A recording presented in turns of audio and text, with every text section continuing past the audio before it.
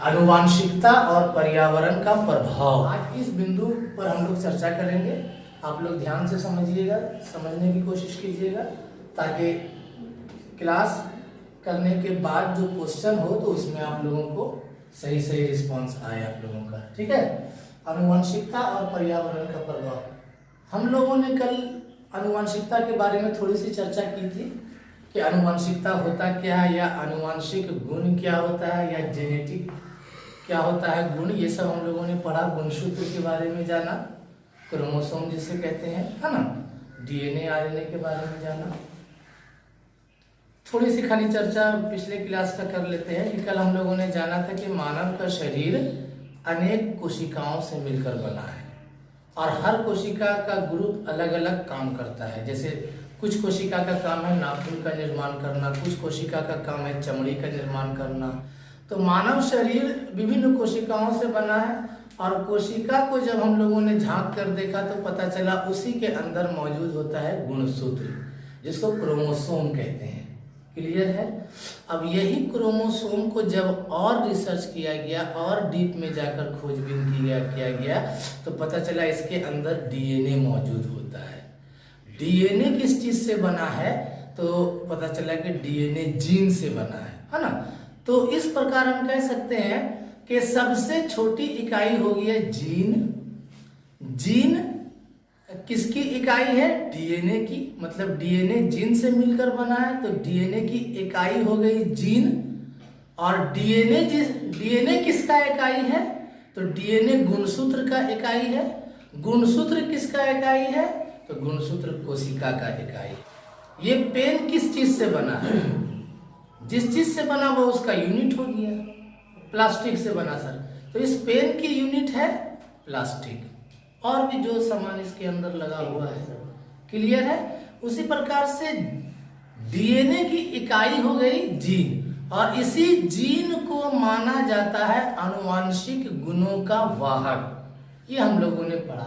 आनुवांशिक गुण मतलब सिर्फ ये नहीं समझना रंग रूप आकार, बल्कि मानव प्रजाति में कौन कौन से पार्ट्स होंगे, मानव प्रजाति के शरीर की कैसी संरचना होगी, हाइट कितना होगा, आंतरिक जो है कितना कौन कौन सा पार्ट्स बनेगा।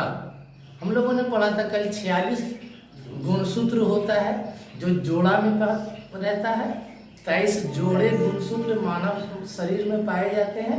आपसे सवाल पूछेगा मेल का गुणसूत्र कैसा होता है? तो मेल का गुणसूत्र होता है XY। फिर आपसे सवाल पूछता है कि बताइए बच्चा आने वाली संतान लड़का होगा कि आने वाली संतान लड़की होगी, ये किसके गुणसूत्र पर डिपेंड करता है? माँ के गुणसूत्र पर या पिता के गुणसूत्र पर? X गुणसूत्र फीमेल का है। फीमेल को इस टाइप का गुणसूत्र होता है और मेल में इस टाइप का गुणसूत्र होता है। ठीक है। ये लड़का होने का लक्षण है और ये लड़की होने का लक्षण। मर्द में लड़का और लड़की दोनों होने का गुणसूत्र पाया जाता है। ठीक है। और महिला में सिर्फ लड़की होने का गुणसूत्र पाया जाता है। लेकिन जब युग्मनज का प्रोसेस होता है, जन्म क्रिया जब शुरू होती है, तब क्या होता है, जो आने वाला बच्चा है उस आने वाले बच्चे में 23 जोड़ी 23 गुणसूत्र माँ से आता है। ठीक है। 23 गुणसूत्र माँ से आता है और 23 गुणसूत्र फादर से आता है। नेक्स्ट जो जनरेशन आने वाला है उस जनरेशन में 23 गुणसूत्र माँ से आता है और 23 गुणसूत्र पिता से आता है। ठीक है। और वही दोनों मिलकर के अगली पीढ़ी को 46 बना देता है। अगर ये आकर इससे मिलता है तो ये दोनों मिलकर क्या बन जाएगा? XX मिल जाएगा। तो XX तो लड़की हो गया, तो लड़की पैदा होगी। लेकिन अगर ये X नहीं जाकर के Y इससे मिल जाता है, अगर ये Y आकर इससे मिल जाता है तो XY गुणसूत्र बनेगा। तो XY गुणसूत्र किसका होता है? लड़का का, तो लड़का पैदा होगा। समझ में आई बात? इस पर भी सवाल आ चुका है। आनुवांशिकता के सिद्धांत।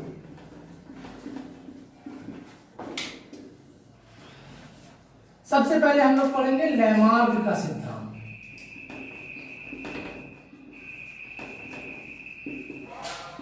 लैमार्क का मानना है कि मानव जिस अंग का, शरीर के जिस अंग का ज्यादा प्रयोग करता है, मानव जाति या कोई भी जीव जिस अंग का ज्यादा प्रयोग करेगा वो ज्यादा विकसित होगा, जिस अंग का कम प्रयोग करेगा वो कम विकसित होगा। यानी धीरे धीरे वो खत्म भी हो सकता है। जैसे नहीं पहले हम लोग सुनते थे इंसान बंदर था, बंदर को पूंछ भी था इंसान को, धीरे धीरे इंसान का पूंछ खत्म हो गया, ताकि जब वो दो पैर पे खड़ा होना सीख गया तो धीरे धीरे उसका पूंछ यूजलेस हो गया। पूंछ रहता है उसको बैलेंस बनाने के लिए, वो छलांग वगैरह मारता है तो बैलेंस बनाने के लिए उसको काम आता है। लेकिन जब वो दो पैरों के सहारे चलने लगा तो पूंछ यूजलेस हो गया, इसलिए पूंछ खत्म हो गया। लेकिन लैमार्क ने जिराफ और सांप का एग्जाम्पल दिया है। लैमार्क कहते हैं कि देखिए जिराफ की गर्दन लंबी क्यों है। लैमार्क ने प्रयोग किस पर किया, आपको ऑब्जेक्टिव आ सकता है कि लैमार्क ने किस पर मतलब प्रयोग किया, जिराफ और सांप।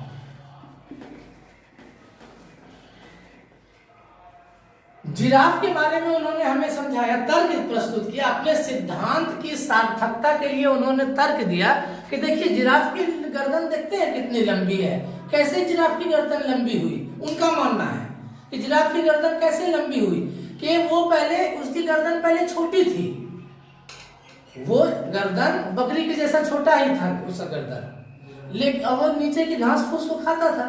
लेकिन जब नीचे की घास खत्म हो गई तो धीरे धीरे वो ऊपर का घास खाने लगा, तो ऊपर घास खाने के लिए गर्दन को उठाना पड़ा। ऊपर घास खाते खाते फिर पौधे का साइज भी लंबा होने लगा, पौधे का साइज बड़ा हुआ तो ऊपर गर्दन करके उसको खाने की आदत हो गई। ठीक है, ऊपर गर्दन खाने, नीचे का खत्म हो गया तना वगैरह, तो और ऊपर टहनी को छूने की कोशिश करने लगा। जैसे अभी हम लोग घर में खस्सी बकरी को देखते हैं, यहाँ पर ऐसे रखते हैं तो ऐसे उठ के खाने की कोशिश करता है। बिल्ली वगैरह अगर घर में है उसको ऐसे दीजिएगा तो खड़ी होकर खाने की कोशिश करती है ना। तो लैमार्क का यही मानना है कि जिराफ की गर्दन पहले लंबी नहीं थी, बल्कि जिराफ जो है गर्दन सामान्य जानवरों की तरह ही थी और वो घास फूस पत्ता पेड़ पौधे को खाता था। लेकिन इसको शौक या इसको जो है ऊंचाई वाले पेड़ पत्ते को खाने शुरू कर दिए। ऊंचाई वाले पत्ते को खाने के लिए वो अपने गर्दन को थोड़ा उठाने लगा। तो इस तरीके से ये चलता रहा प्रोसेस। उसके बाद अगली पीढ़ी आई, तो अगली पीढ़ी में जो है ऊंचे पौधे के उछले वाले ऊंचाई वाले हिस्से का पत्ते को खाना शुरू किया। इस प्रकार से एक पीढ़ी से दूसरे पीढ़ी यही प्रक्रिया चलते चलते चलते चलते हर पीढ़ी में उसका गर्दन का साइज थोड़ा थोड़ा बढ़ता गया और आज की जिराफ का गर्दन इतना लंबा हो गया है कि वो नीचे का पत्ता खाता ही नहीं है, सीधे ऊपर का टहनी खाता है। दूसरा एग्जाम्पल, तो पहले उन्होंने कहा कि जिस शरीर के जिस अंग को ज्यादा हम यूज करेंगे वो ज्यादा डेवलप होगा, विकसित होगा। और दूसरा उन्होंने कहा कि जिस शरीर को कम यूज करेंगे हम, ये जो हमारे लिए यूजलेस है, तो वो धीरे धीरे खत्म हो जाएगा। सांप के बारे में एग्जाम्पल दिया कि पहले सांप को पैर हुआ करते थे, लेकिन उसको झाड़ी में घुसने के समय पैर उसका फंस जाता होगा झाड़ी वगैरह में, इसलिए वो पैर को समेट कर अंदर घुसता था। तो यही प्रक्रिया उसके एक पीढ़ी से दूसरी पीढ़ी में चलती गई चलती गई चलती गई, यानी एक तरीके से उसका पैर यूजलेस ही रहा और धीरे धीरे उसका पैर जो है खत्म हो गया, अब वो सिर्फ रेंगता है। लेकिन इनके सिद्धांत को ज्यादा दिन टिका नहीं, इनके सिद्धांत में तर्क में ज्यादा कुछ नजर नहीं आ रहा, ये सिर्फ बहस नजर आ रहा है। ठीक है, वो पच भी नहीं रहा, तो ये सिर्फ बहस नजर आ रहा था, कुछ तार्किक नजरिए से दृष्टिकोण से जो है ये सही नहीं लग रहा है। क्योंकि अगर ऐसा होता तो हम लोग तो 24 घंटा पैर का इस्तेमाल कर रहे हैं, हाथ का इस्तेमाल कर रहे हैं कि नहीं, तो धीरे धीरे हाथ को तो इतना लंबा हो जाना चाहिए, पैर भी उतने लंबा होना चाहिए। कुछ इस्तेमाल करें ना करें, हाथ पैर तो इस्तेमाल कर रहे हैं, आंख तो कंटिन्यू इस्तेमाल कर रहे हैं देखने पर, तब आंख तो कंटिन्यू इस्तेमाल कर रहे हैं, जब तक आंख बंद नहीं है उसके बाद आप देख ही रहे हैं, तो आंख भी तो इतना बड़ा हो जाना चाहिए फुटबॉल के जैसा। इनके सिद्धांत को खंडन कर देते हैं बीजमैन। बीजमैन कहते हैं ऐसा कुछ नहीं है। ठीक है, देखिए एक सिद्धांत जो आता है तो उसको बहुत सारे विद्वान पढ़ते हैं, फिर उस पर अपनी प्रतिक्रिया देते हैं, कहते हैं ये सब कोई बात नहीं है, तुम्हारा जो है ये थ्योरी तर्क के कसौटी पर नहीं है। अब देखिए बीजमैन ने अपना विचार दिया। बीजमैन के सिद्धांत को कहते हैं बीज कोश की निरंतरता का सिद्धांत। इन्होंने प्रयोग किया चूहे पर। चूहा इसका शिकार बना बेटा। ले जानवर लोग भी समझता होगा कि मानव को क्या हो गया है, कुछ भी प्रैक्टिकल करना रहता है हम ही लोगों का इस्तेमाल करता है। कभी बंद कर दिया पिंजड़ा में, कभी पूछवे काट दिया। चूहा का पूछ काट देता है कौन? बीजमैन। कहता है लेमार्क तुम्हारा ये कथन गलत है, अगर सही है तो रुको हम टेस्ट करते हैं। आपका कहना है कि जिराफ ने गर्दन का प्रयोग ज्यादा किया खाने में तो धीरे धीरे गर्दन लंबी हो गई। सांप ने पैर का प्रयोग नहीं किया तो नहीं करते करते धीरे धीरे उसका सांप का अगले पीढ़ी में पैर ही निकलना बंद हो गया। तो ठीक है हम देखते हैं, तो चूहा पकड़ के लाता है, पिंजरा में बंद कर देता है और चूहा का पूंछ काट देता है। ठीक है, चूहा का पूंछ काट दिया जाता है। उसके बाद वो उसको पालता पोसता है, उसकी अगली पीढ़ी पैदा होती है। जैसे अगली पीढ़ी बच्चा पैदा हुआ उसका भी पूंछ वो काट दिया। फिर अगली पीढ़ी जो संतान पैदा हुई उस संतान को भी बचपने में उसका जो है पूंछ काट दिया। फिर वो बढ़ा, जैसे जरा सा फिर जरा सा पूंछ निकलने लगा, फिर काट दिया। फिर अगली पीढ़ी आई, ओकरो पूंछ काट दिया। इस तरीके से लेमार्क ने उस चूहे के 21 पीढ़ी का पूंछ काट दिया। और थोड़ा सा बढ़े भी पूंछ तो ये दिखाना चाह रहे थे कि चूहे के किसी अगली पीढ़ी को पता ही नहीं है कि पूंछ क्या होता है। हमने तो पूंछ काट दिया, पूंछ का तो प्रयोग वो कर ही नहीं रहा था। 21 पीढ़ी 22 पीढ़ी तक 20 पीढ़ी तक उन्होंने जो है प्रत्येक पीढ़ी के चूहे का पूंछ काट दिया और उसी कटे पूंछ के साथ वो पला बढ़ा, जवान हुआ, बूढ़ा हुआ, मरा। उसके बावजूद उन्होंने देखा अगली पीढ़ी में पूंछ उतना ही निकला जितना पहली पीढ़ी में था। 21वीं पीढ़ी 22वीं पीढ़ी में जाकर देखता है कि अगर काटना छोड़ दिया तो फिर पूंछ निकल आया। तो वही लेमार्क से सवाल करता है कि जब तो 22वीं पीढ़ी को तो ये पता ही नहीं था कि हमरे पूंछ है, या हमारे दादा को, परदादा को, छरदादा को पूंछ है, लेकिन उसके बावजूद इसमें पूंछ कहाँ से आया? आपने तो कहा था कि सांप ने पैर का प्रयोग करना बंद कर दिया तो पैर निकलना ही बंद हो गया उसके शरीर में। तो चूहे ने भी तो पूंछ का प्रयोग करना बंद कर दिया था, और एक पीढ़ी में नहीं कई पीढ़ी से ये बंद है प्रयोग। तो ये भी तो भूल जाना चाहिए, अगली पीढ़ी में इसे भी तो नहीं निकलना चाहिए था इसका पूंछ, लेकिन निकला। इसलिए आपका जो है ये सिद्धांत हम नहीं मानेंगे। तब बोला कि कब कैसे होता है, उन्होंने ये दिया बीज कोश का सिद्धांत। इन्होंने कहा कि बीज कोश, मानव शरीर का जो बीज कोश है ये बीज कोश इस्तेमाल कर रहे हैं। बाद में रिसर्च हुआ तो पता चला गुणसूत्र, जीन, पहले ये सब जब पता नहीं था तो इन्होंने एक नाम दिया बीज कोश। इंसान के शरीर से अगले पीढ़ी में जो कोश जाता है, अंडकोश, बीज कोश वगैरह, वो बीज कोश यानी उसी में खानदानी गुण मौजूद होता है और वही गुण एक पीढ़ी से दूसरे पीढ़ी में ट्रांसफर होता है। कुल मिला के हम कह सकते हैं कि मेडिकल साइंस ने जो रिसर्च किया क्रोमोसोम, जीन, डीएनए, उससे पहले उन्होंने ये बीजमैन लगभग सेम बात बता रहे हैं। ठीक है, कि हमारे शरीर का जो बीज कोश होता है वो दूसरे पीढ़ी में ट्रांसफर होता है और उसी बीज कोश में मानव विकास के सारे गुण मौजूद होते हैं और वही गुण ट्रांसफर होता है। उसको हम वातावरण में कुछ भी कर दें लेकिन उसमें वही गुण विकसित होगा जो उसके बीज कोश में मौजूद है। समझ में आई बात? तो ये था बीजमैन का सिद्धांत। इनके सिद्धांत को बहुत मान्यता मिली कि सही बात है ना। एग्जाम्पल उन्होंने देख लिया, प्रयोग करके देख लिया। फिर आया मेंडल का सिद्धांत। इनके सिद्धांत का नाम है प्रभाविता का सिद्धांत।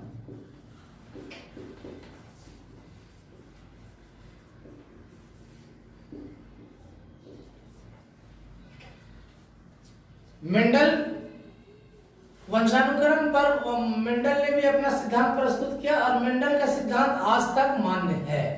उन्हीं के सिद्धांत को माना जा रहा है कि नहीं, इनका विचार जो है, इनका थ्योरी जो है बिल्कुल सटीक है, बिल्कुल सही है। मेंडल ने प्रयोग किस पे किया? मटर के पौधे पर, और इन्होंने चूहे पे भी प्रयोग किया है। लेकिन ज्यादा फेमस है इनका मटर का पौधा।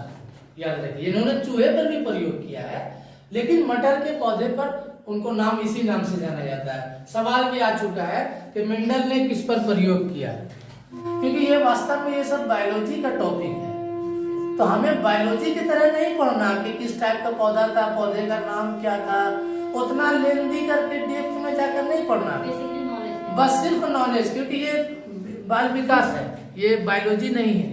बायोलॉजी में फिर बहुत डीपली पढ़ा जाता है। हमें सिर्फ ये जानना है आनुवंशिक गुणों का वाहक किसे माना जाता है, जीन्स को। तो ये जीन्स कैसे एक पीढ़ी से दूसरे पीढ़ी में ट्रांसफर होता है, ये तरीका मेंडल ने बताया।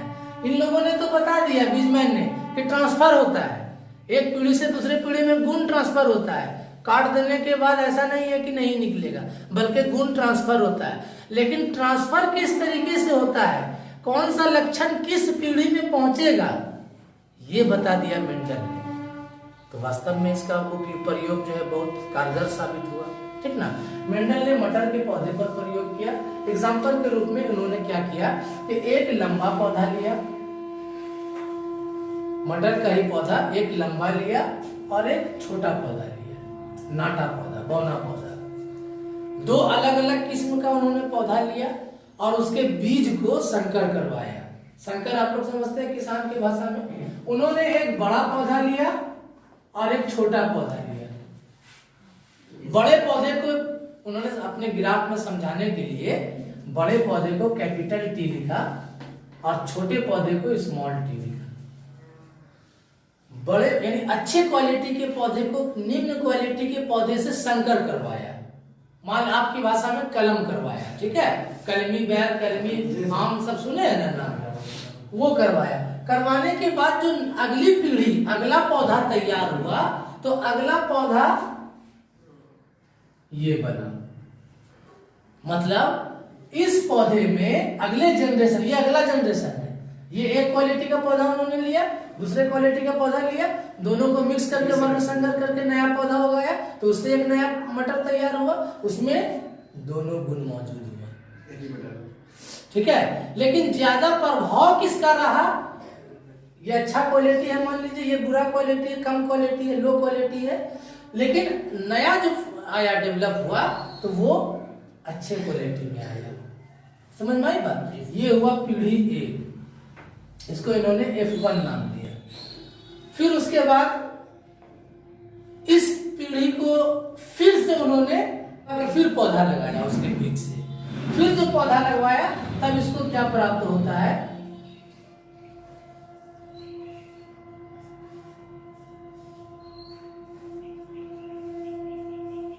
चार टाइप के पौधे प्राप्त होते हैं, चार तरह का अलग अलग गुण लिया हुआ। उनका कहना है कि जब एक अच्छे गुण वाले, उच्च मतलब क्वालिटी वाले पौधे का निम्न क्वालिटी वाले पौधे से संकर करवाने के बाद जो हम नया पौधा का उत्पत्ति किए, उसमें जो है जो मटर प्राप्त हुआ, उसमें अच्छे गुण का ज्यादा प्रभाव देखने को मिला। समझ में आई बात। और जब उसके बाद, इसी के इनके सिद्धांत को प्रभाविता का नियम कहते हैं, यानी जो बेहतर गुण है अगले पीढ़ी में वही गुण ट्रांसफर होता है। फिर उसके बाद उन्होंने क्या किया, इस संकर प्रजाति जो आया, नई प्रजाति, एक नया किस्म तैयार हुई है, एक नए किस्म के पौधे को फिर से उन्होंने, ये एक पौधा, ये एक पौधा, और उस दोनों से एक नया पौधा विकसित हो गया जिसमें दोनों गुण आ गया। फिर पौधा लगाया, तो पौधा लगाया तो उसे चार चीज देखने को मिला, चार तरह का लक्षण देखने को मिला, यानी तीन तरह का लक्षण देखने को मिला जो चार प्रकार का था। कुछ पौधा जो है शुद्ध लंबा प्राप्त हुआ, और कुछ पौधा शुद्ध बौना प्राप्त हुआ, और कुछ पौधा लंबाई से थोड़ा सा कम प्राप्त हुआ। शुद्ध लंबे पौधे से थोड़ा कम लंबा, लेकिन लंबे के ही कैटेगरी में आ गया। और एक पौधा यह भी पाया गया कि शॉर्ट से थोड़ा सा ज्यादा। वो हमें ये दिखाना चाह रहे थे कि इसका गुण ओरिजिनल हूबहू तीसरी पीढ़ी में आगे नहीं समझे, दूसरी पीढ़ी में तो नहीं मिल पाया। तो दूसरी पीढ़ी में दोनों का गुण शामिल है। चूहे वाले में यही था कि दो कलर का था, लाल उजला। हाँ, चूहे वाले में सफेद और काले चूहे पर उन्होंने प्रयोग किया। तो सफेद चूहे को सफेद नर ले लिया, मान लीजिए काला मादा ले लिया, और दोनों को एक साथ रखा।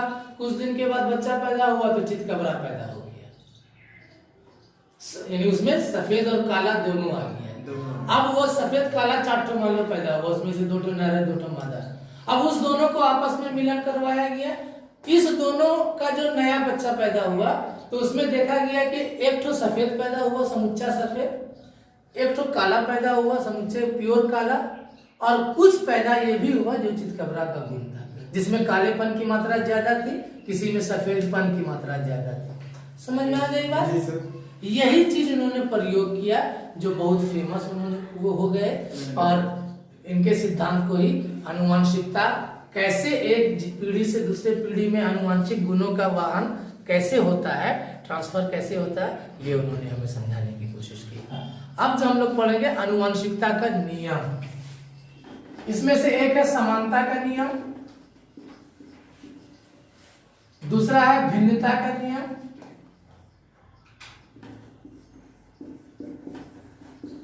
और तीसरा है प्रत्यागमन का नियम। देखिए, आनुवंशिकता में हम लोगों ने पढ़ा कल और आज भी हम लोगों ने समझा कि एक पीढ़ी का गुण दूसरे पीढ़ी में ट्रांसफर होता है। तो ये ट्रांसफर 3 तरीके से हो सकता है।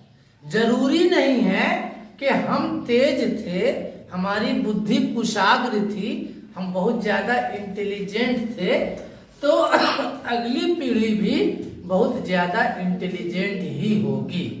ठीक है, अगर हो गई, मान लीजिए कि कोई तेज विद्यार्थी था, वो जो है बड़ा होने के बाद शादी ब्याह हुआ, वो भी एक, उसका भी अगला पीढ़ी तेज हुआ, तो उसको कहते हैं समानता का नियम। जब समान गुण ट्रांसफर होता है अगली पीढ़ी में तो उसको कहते हैं समानता का नियम। ठीक है, यानी 3 तरीके से गुण ट्रांसफर हो सकता है, 3 कंडीशन आ सकती है। तो समानता का नियम हमें बताता है कि एक पीढ़ी का गुण अगर दूसरे पीढ़ी में सेम टू सेम चला जाए, मेरा बाल ऐसा है, मेरे बच्चे का भी बाल अगर वैसा ही है, मेरे आंख का कलर वैसा है, मेरे बच्चे का भी आंख का कलर वैसा है, मेरी बुद्धि इतनी है और मेरा बच्चा भी उतने बुद्धिमान निकला, इसको कहेंगे यहाँ पर जेनेटिक ने समानता के नियम को फॉलो किया। क्लियर है? लेकिन कभी कभी क्या होता है, विभिन्नता आ जाती है।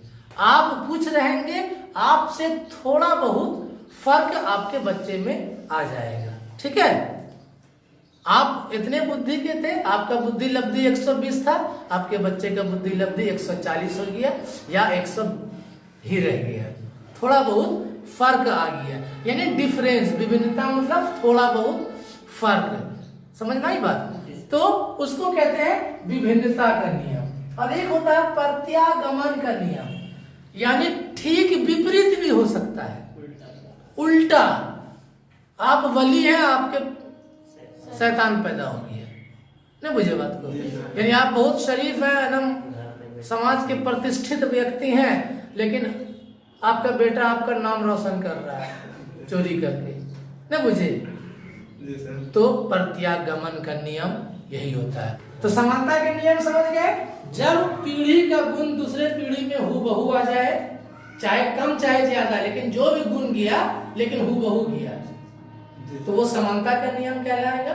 थोड़ा सा फर्क आ गया कि हम गोरे, पत्नी भी गोरी, बेटा काला तो नहीं हुआ लेकिन सांवला हुआ, हल्का सा गोरा हुआ, तो ये विभिन्नता का नियम हो गया। और प्रत्यागमन मतलब ठीक विपरीत, ये ऐसा काला हो गया कि लग रहा साउथ अफ्रीका का पैदा हुआ है, ये कहां से आगे ले खानदान में को था, दादी लोग बोलती है ऐसा कैसे हो गया, ऐसा करे, इसके खानदान में को था, ऐसा कोई तो नहीं था। उसको क्या मालूम 7वीं पीढ़ी का आया है कि 4थी पीढ़ी का आया है, कि कैवी पीढ़ी का गुण उसमें आया है ट्रांसफर होकर। ठीक है ना? सारे गुण नहीं आते हैं। मान लीजिए कि 1000 गुण है, एक जीन, एक डीएनए में, मतलब डीएनए के अंदर जीन होता है और जीन के अंदर 3000 गुण होते हैं, एक जीन में 3000 गुण। तब 3000 गुण, अब कै जीन आप में गया, उसमें से कितने हजार गुण, फादर के कितने से गुण आप में आए हैं, ये डिपेंड करता है, वो सब अंदर की बात है। तो ये 3 नियम है, प्रत्यागमन का नियम, तीनों नियम पर भी आपको सवाल आ सकता है। ये जो टॉपिक आज का था, यह टॉपिक समझ लीजिए कि सीटेट में 2 सवाल यहाँ पर से रहता है। आज का क्लास समझ में आ गया? चलिए यहीं तक रहने दीजिए, कल नेक्स्ट चैप्टर से चलेगा।